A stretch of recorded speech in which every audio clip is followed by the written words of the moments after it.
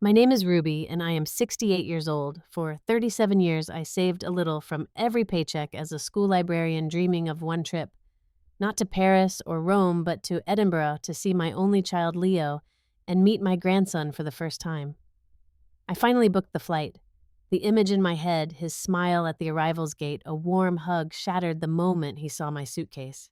His face didn't light up, it closed down. Before we go any further into how a dream visit turned into a nightmare that left me stranded in a Scottish downpour, I'd love to know where you're listening from. Are you somewhere cozy or maybe on your own journey? Let me know in the comments below. If stories about family heartache and quiet resilience speak to you, please hit that like button and consider subscribing. It means more than you know to have you here. I've lived in the same house in a small Kansas town for 40 years. The walls are lined with photographs of Leo. Leo as a gap-toothed second grader. Leo in his high school cap and gown. Leo at his wedding to Priya, a beautiful, sharp-eyed woman I'd only met twice before they moved across the ocean for his job. After my Frank passed 6 years ago from that mean, quick cancer, the house got quieter. My job at the school library was my solace, but the evenings were long. My weekly phone call with Leo was the highlight I built my Sundays around. The calls were often short. He was always busy, always distracted by work. But sometimes in the background, I'd hear the most precious sound, my grandson Eli babbling. That sound was a lifeline. I had this fund. Frank and I started it when Leo was born, calling it the Visit the Future Fund. We'd toss in spare change a bit from tax returns. After Frank was gone, I kept adding to it a small automatic transfer from each paycheck. It wasn't growing fast, but it was solid. Last year, my friend Gail's husband, a financial advisor, looked at my statements over coffee. "Ruby," he said gently, "this is a good chunk of your supplemental retirement. Are you sure you want to spend it all on a trip? Things are getting expensive." I smiled and patted his hand. "What's it for Tom, if not for family? I need to see my boy. I need to hold that baby." So I did it. I booked a non-stop flight to Edinburgh for 3 weeks in October. I didn't tell Leo the exact date. I wanted it to be a wonderful surprise. I spent weeks shopping, a soft, handmade stuffed rabbit for Eli, a beautiful picture book about prairie animals. I even knitted Leo a thick cable-knit scarf in his college colors, remembering how he'd always lose his in the winter. I packed my one good dress, my comfortable walking shoes, and a heart so full of hope it felt like it might burst. The flight was long, but I was buoyed by anticipation. I imagined it all him spotting me, his face breaking into that wide grin he had as a teenager, running over to sweep me into a hug. I'd get to cook meals in his kitchen, read to Eli, maybe even see the historic sites I'd read about. It was going to be the healing balm my soul had needed for years. When the plane landed, the Scottish air was cool and damp, but I felt only warmth. I collected my suitcase, took a deep breath, and pulled out my phone. My fingers trembled with excitement as I dialed. "Mom." His voice was flat, muffled by office noise. "Leo, honey, guess what? When I'm kind of in the middle of something, I'm here. At the airport. In Edinburgh." The silence on the other end was so long and so complete I thought the call had dropped. "Hello, you're... where?" His voice was no longer flat. It was sharp, strained. "The airport. It's a surprise I'm coming to see you and Priya and Eli." Another silence. Then a heavy sigh, the kind he used to give as a teenager when I asked him to clean his room. "Stay right there. Do not move. I'm coming to get you." The wait felt eternal. When I finally saw him weaving through the crowd, my heart leapt for a second. But he wasn't smiling. He looked older than his 35 years, tired lines around his eyes. He was alone. No Priya, no Eli. He gave me a stiff, one-armed hug, his eyes scanning the crowded arrivals hall as if embarrassed. "Where's your bag?" he asked, his tone all business. "Right here." I gestured to my sensible, wheeled suitcase. He nodded, hefted it without a word, and started walking. "Car's this way." I had to hurry to keep up. The drive into the city was mostly silent. The rain began a fine mist that blurred the passing castles and green hills. "How's Priya?" "How's my sweet Eli?" I asked, trying to fill the void. "They're fine." "Busy." "We're all busy, Mom." "You really should have called." The reprimand was clear. My excitement curdled into a hard knot of anxiety in my stomach. We pulled up to a modern apartment building, all gray stone and glass. The flat was on the third floor. It was compact, tasteful, but cluttered with toys and tech gadgets. Priya stood in the small kitchen doorway. She was as beautiful as ever, but her smile was tight, not reaching her eyes. Ruby. What a surprise, she said, her accent melodic, but her tone cautious. She came forward and offered a quick, perfume-scented cheek brush. We weren't expecting. We would have tidied up. Oh, don't be silly, I said, forcing cheer. It's wonderful to see you. Where's my grandson Eli? A beautiful toddler with dark curls peeked from behind her legs. He stared at me with wide, uncertain eyes. My heart ached to gather him up, but I held back. Hello, sweetheart, I whispered. Priya swooped him up. He's a bit shy, and it's nearly his nap time. Leo, can you show your mother where she'll be? The where was the living room sofa. A nice sofa, but a sofa nonetheless. Leo brought out a pillow and a spare blanket. It folds out, he said, not meeting my eyes. It's comfortable. I thought I'd have a guest room. I said softly, the sting of tears behind my eyes. Leo ran a hand through his hair. Mom, this is Edinburgh. Space is a premium. We're lucky to have this place.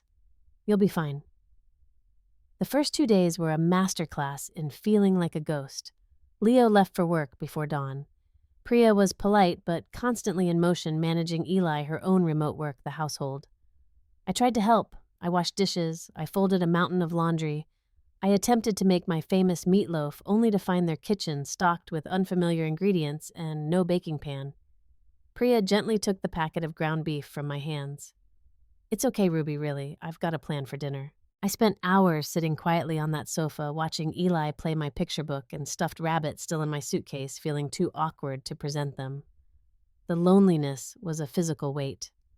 The third night, I woke up thirsty. Padding to the kitchen for water, I heard their voices low and tense from behind their bedroom door, which was slightly ajar. Another mouth to feed Leo.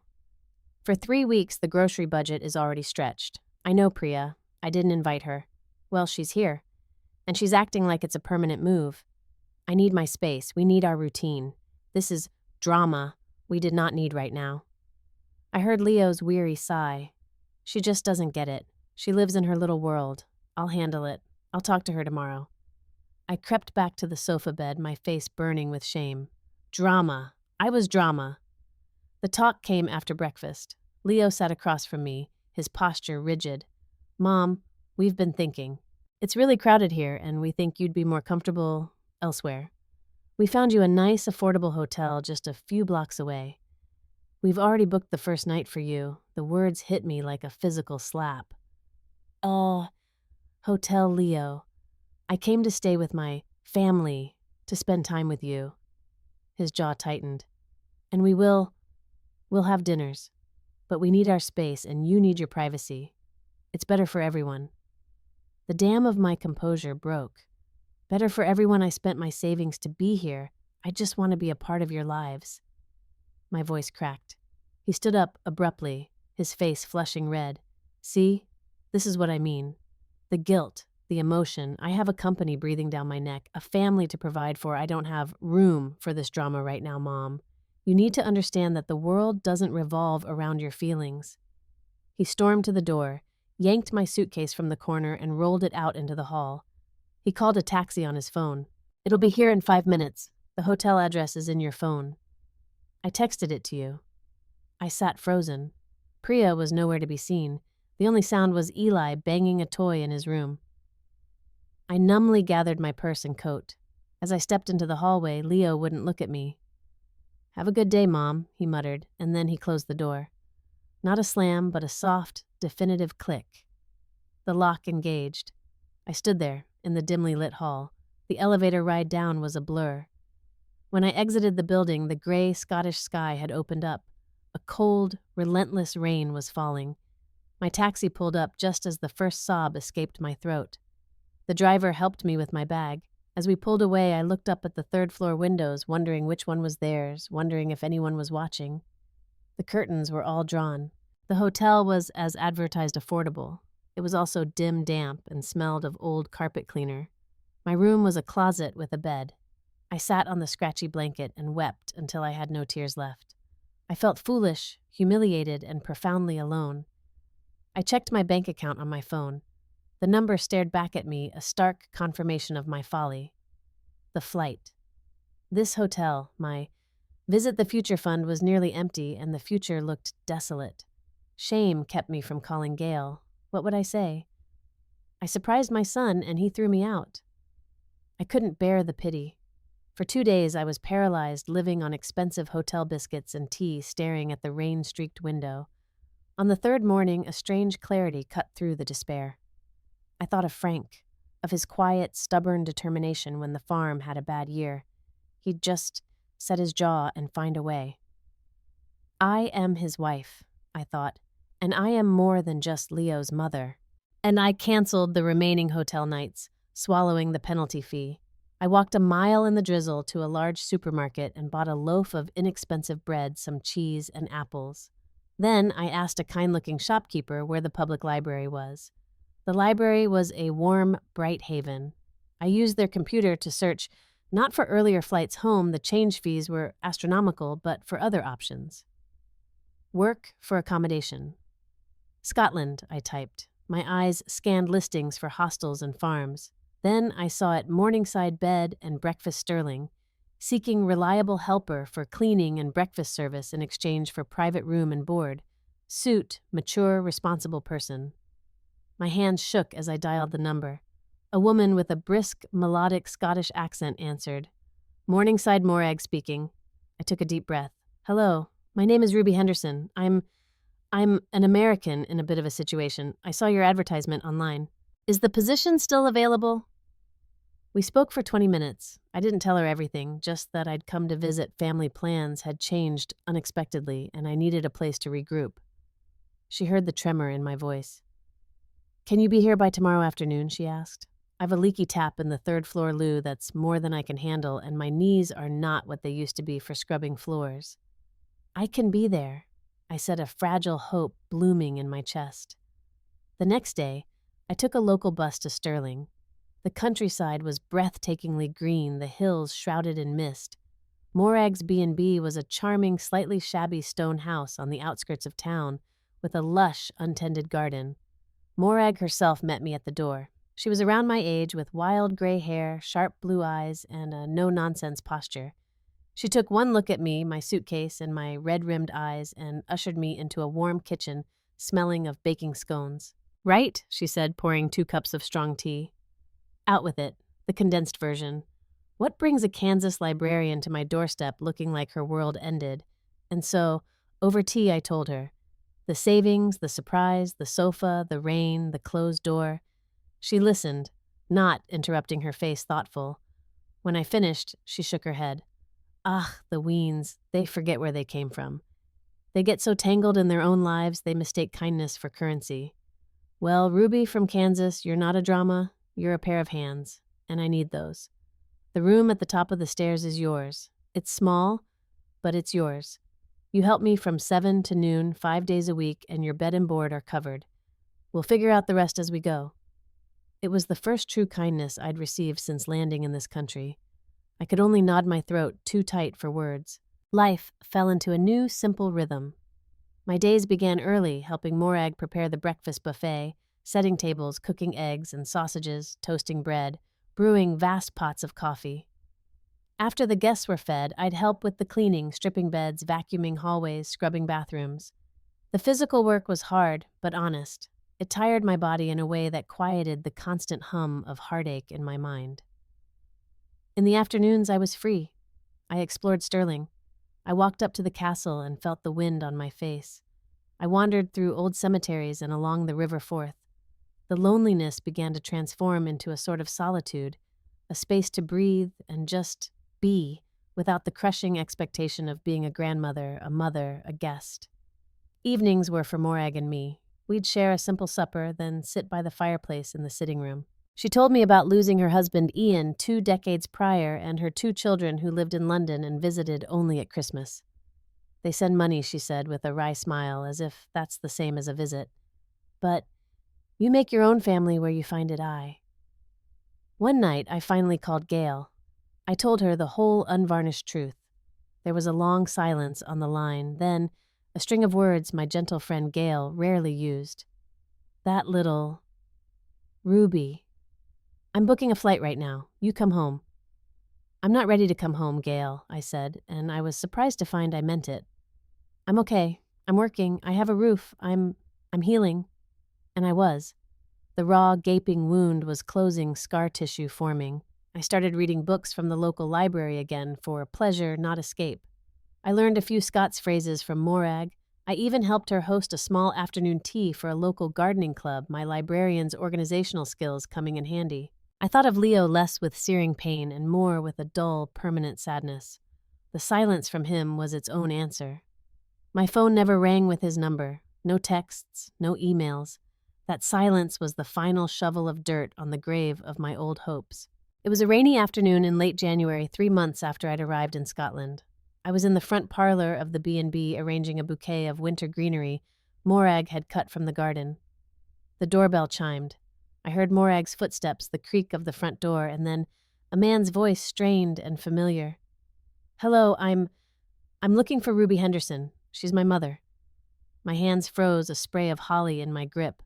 I didn't move. Morag's voice was cool. "Is she expecting you? No." "No, she's not. Please, it's important." I set the greenery down and walked to the front hall. Leo stood on the doorstep, soaked through. He had lost weight. His face was pale with deep shadows under his eyes that spoke of many sleepless nights. He looked terrified. He was alone. "Mom," he breathed, his voice cracking. Morag looked at me, a question in her eyes. I gave a small nod. "You can come into the hall, but mind the rug you're dripping," Morag said, stepping aside. He shuffled in a far cry from the brisk, impatient man who had put me in a taxi. He wouldn't meet my gaze. "What's happened, Leo?" I asked. My voice was calm, steady. It surprised even me. He broke then. A sob racked his frame, and he leaned against the wall as if his legs wouldn't hold him. "She left me. Priya took Eli and left. She said she couldn't do it anymore. The constant stress, the pressure. My project at work, it collapsed, completely. There's talk of layoffs. We're behind on the rent. Her lawyer called about custody." The words tumbled out, jagged and desperate. "I've lost everything, Mom. I don't know what to do. I need you. I'm sorry. I'm so sorry for everything." He finally looked at me, and in his eyes was the sheer panic of a little boy who'd lost his way in the woods. I looked at my son. I saw the rain on his coat, reminiscent of the rain I'd stood in outside his apartment. I felt the echo of that slammed door in my soul. But I also saw a man drowning, and the mother in me wanted to throw a life preserver immediately. Yet the woman who had scrubbed floors found solace in silence and built a fragile peace held back. "I am very sorry that is happening to you, Leo." I said my words measured. "Truly. But I cannot just forget what happened." He stared confused as if I were speaking a foreign language. "This wasn't the script. Love doesn't mean rescue." I continued the idea forming fully as I spoke it. It means showing someone how to rescue themselves. I took a breath. "The small room I have here has 2 single beds. You can stay for 1 week." He started to speak, relief flashing on his face, but I held up a hand. "Under conditions. You will help Morag with the heavier chores around this B&B, the garden, any repairs, moving furniture. You will sit down with me each evening and actually talk, not as a scared child, but as a man figuring out his next steps. And you will call the financial advisor and the family law solicitor whose names I will give you. I asked a guest here who is one. That is all I can offer you right now. A temporary roof, meals, and a plan. Not a bailout." His face went from relief to shock to a kind of weary acceptance. He had come begging for a miracle, and I was offering him a toolbox. He was too broken to argue. He nodded a jerky, defeated motion. Okay, Mom. Thank you." That week was one of the most difficult of my life. Leo was sullen and lost at first, mechanically doing the tasks Morag set for him. But slowly, the physical work and the crisp Scottish air, the lack of digital screens, the simple rhythm of the house, began to have an effect. Our evening talks were stilted at first, but they became real. I told him calmly how much he had hurt me. Not to guilt him, but so he would understand the cost of his actions. He listened for the first time in years without interrupting. He talked about his fear of failure, the pressure he felt to be the perfect provider, how he had viewed my visit as another demand he couldn't meet. He made the calls. He met with the solicitor in Sterling via a video call in Morag's office. He started sorting through his finances on a notepad. One afternoon, I saw him in the overgrown garden viciously attacking weeds with a trowel, tears streaming down his face. It was the first honest grief I'd seen from him.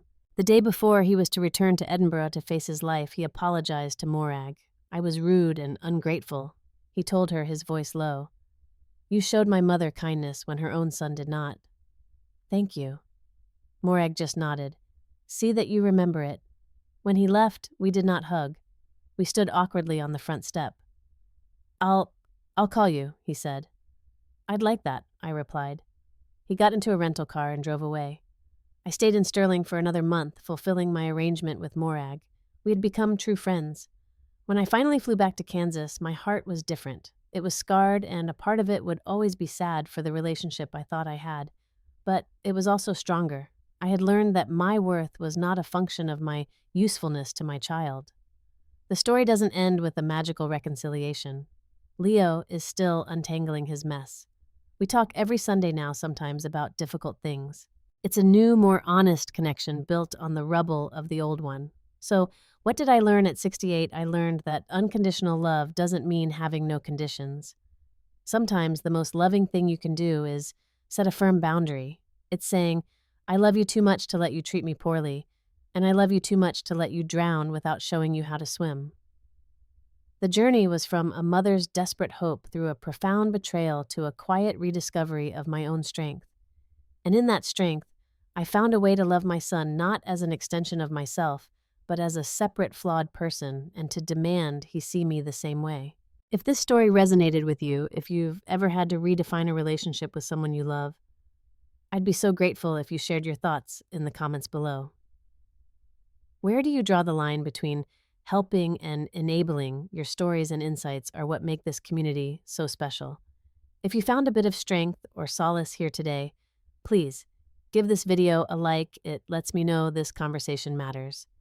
And if you're not yet subscribed, I warmly invite you to join us for more real, raw conversations about family healing and finding our footing later in life. Thank you for listening, for being here, and for sharing your time with me. However you're navigating your own relationships, I wish you peace and the courage to honor your own heart.